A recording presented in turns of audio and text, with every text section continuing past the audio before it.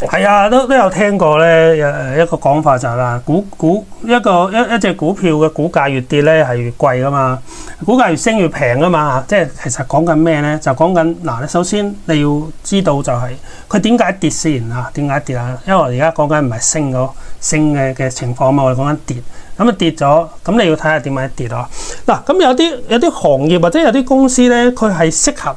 即係我哋要了解就係，有啲公司係適合打順景波啊，即係順風波嘅喎。尤其是一啲高負債嘅行業或者公司啦嚇，例如銀行又好，房地產又好啦。其實佢嗰個槓桿啊，個負債率係比較高啊。即係高負債經營嘅公司咧，係適合打順風波嘅。即係話，我舉個例啦嚇，就譬如融創啊，我記得我2017年中開始做呢一個內房，開始睇內房啦，做內房分析員啦。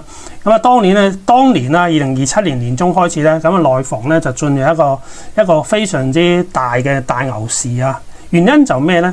原因就係順周期啊嘛。順周期係好正嘅喺內房，佢就係一個叫咩啊？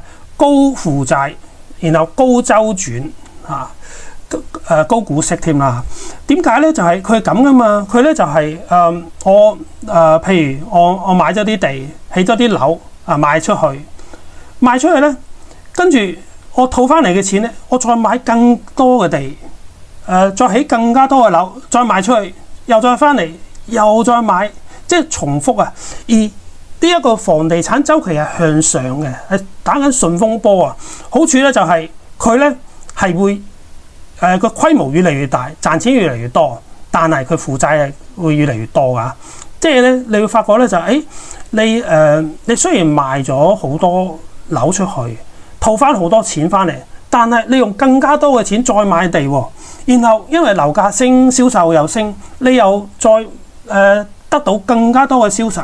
嗱，呢啲公司咧就係一啲適合打順風波嘅行業啦。但係你要知道呢啲公司咧。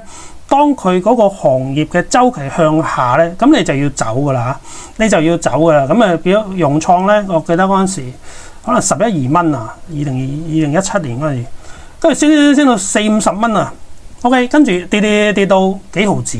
OK， 即係你話呢啲打順風波嘅呢啲公司，尤其是啲高負債，需要嗰個行業咧不斷向上嘅，你規模又好，樓價又好，一路向上嘅呢啲公司咧，當你個週期一逆轉嘅時候咧，咁你就要走啊！呢啲冇得守㗎，就要走。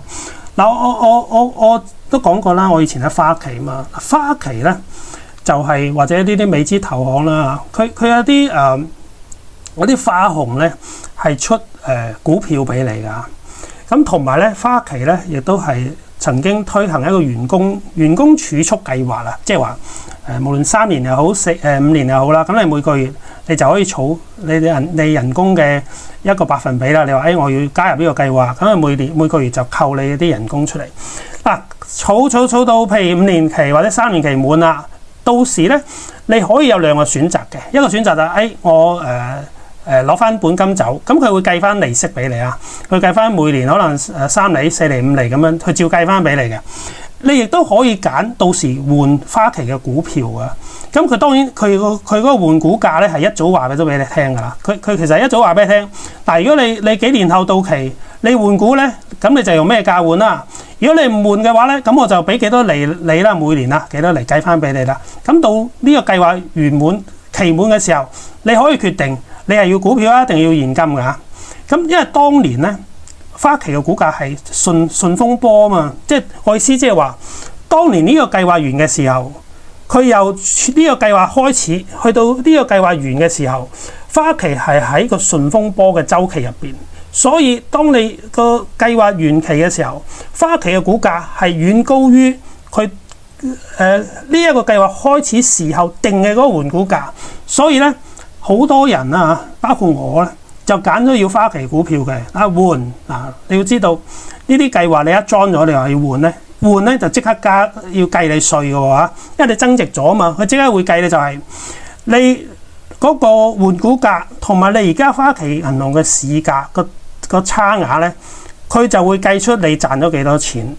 佢就會計你個稅啊，即刻喺個利得稅個人稅嗰度計咗啦。嗱，計咗之後咧，嗱咁你要知喎，佢計稅嗰陣時計你賺錢啫喎。但係如果你繼續揸住花旗嘅股票，你升定跌你唔知嘅話，萬一第日跌咗，你話咁佢唔會退翻稅俾你嘅喎，你嘅損失係自己孭喎。咁所以咧，當年咧我就即刻賣晒啦。咁因為我費事剔風險啦。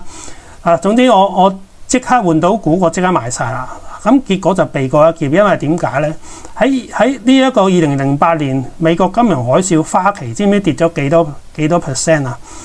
花旗最高峰應該50幾60蚊嘅，喺美國金融海嘯，花旗係跌到9毫8子啊，跌咗差唔多99%啊！即係如果其實我當年好多同事啊係持有花旗嘅，跟住唔止佢哋跌嘅時候仲加碼添啊！即係結果就點啊？咁輸得好慘咯！我想講咩咧？就想講就係你買一個股票咧。你順風波梗係冇所謂啦，你順風波就算你落車又好，你唔落車又好啦，落車就繼續升，你都係賺少啲啫，係咪？賺少咗啫，你都係賺啊嘛。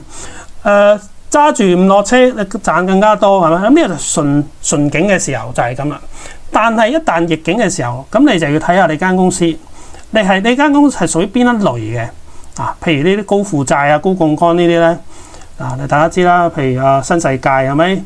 你冇得守嘅，因為咧佢嗰個槓桿太大咧，佢個資產只要跌少少咧跌1成跌2成，係可以變到負資產㗎啦。譬如恒大融創嗰啲可以負資產㗎，所以要睇就係你買邊一類嘅公司咯。